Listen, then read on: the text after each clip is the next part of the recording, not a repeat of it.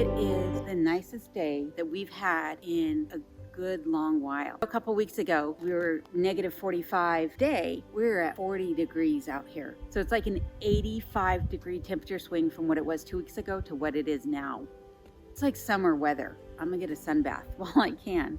Icicles on the side of the house have already all melted away. I wish I didn't have to work. Like I'm just on my lunch break, but I wish that I could get in the car and just take off and go into town. And I wish I could go explore. I know that spring is around the corner. Only January, I know. A couple more months of snow and cold. But I'm gonna take it while I can get it.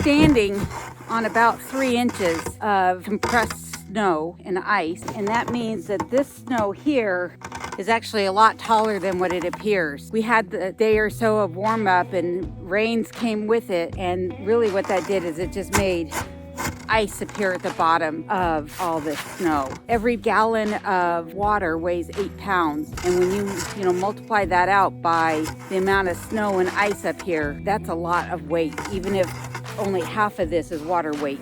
So I got to get that off of this roof before this roof collapses. Do I think it's in jeopardy of collapsing? No. Despite the water damage that I showed you earlier inside the cabin, I definitely don't think that this is in jeopardy of collapsing, but I don't want to do any further damage because we are expected to get some pretty heavy snowfalls here in the next week or so. And so I got to get this shoveled off of here.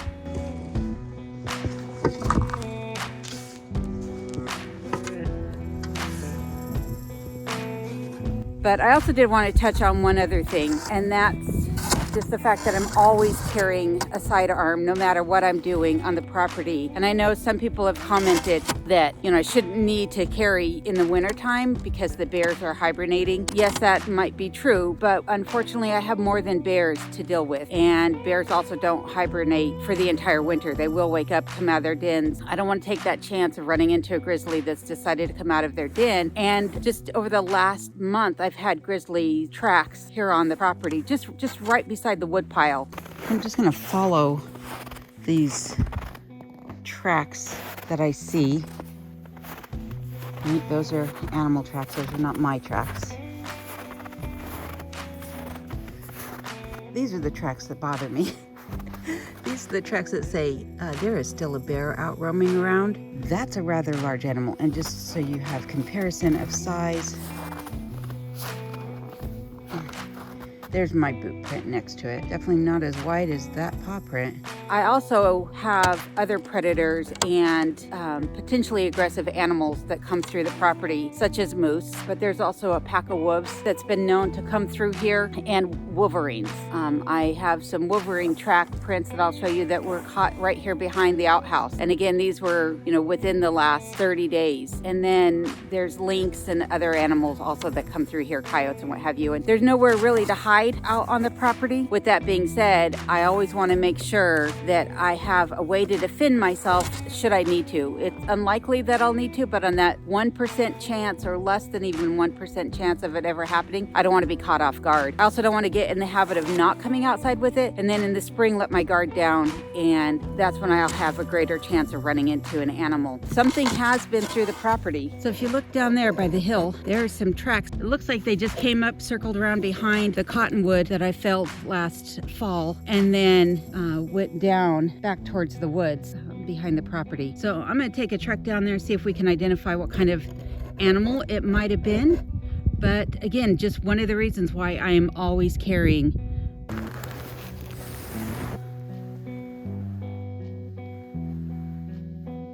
All right, I'm going back in the cabin before said moose comes around said hill. So I have some good things that I want to share with everybody, and that is that I found a contractor to help with the projects that I need to get done around the cabin. And we're going to start in the Arctic entry, where we're going to be raising the pitch of that roof. Essentially, we'll be building a pony wall, and raising the pitch will allow the snow and the rain to just shed right off. It'll eliminate the leak in there. And it also, by putting in traditional trusses, we will eliminate that center support beam that is running through the room and kind of breaking up that room. So it'll open up the room. It'll alleviate all the problems that that room currently has. The room itself is in really good condition. It's just a matter of replacing the roof. The floor, believe it or not, other than the peel and stick tile, the subfloor underneath is in really solid condition. It's not actually damaged. Minor repairs to that interior space, but just getting that pitch corrected on that Arctic entry is going to be huge. As it's warmed up over the last couple of days, the ice that has accumulated on the inside of that ceiling has begun to drop and then melt on the floor and create puddles. That should no longer be an issue